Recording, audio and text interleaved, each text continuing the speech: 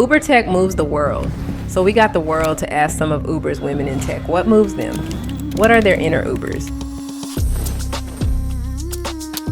Why do you work in tech at Uber? There's something special about Uber, We take data-driven approaches. We get to have so much responsibility that you are being challenged every time. I would love to look back and think that I have made a meaningful impact in the lives of people through technology, through team, and by being a leader. And Uber lets you do that. How does Uber support women in tech? Uber is one of the few companies who provides a very flexible work environment. If I need to get my kids' homework done or take them to that Bharatanatyam dance class, I still have the flexibility to do that.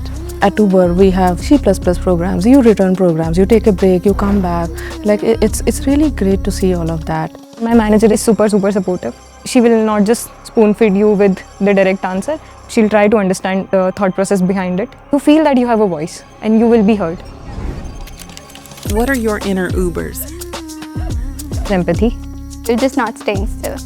If it is helping another individual get inspired or do something better in their lives, I feel that's the primary purpose for me.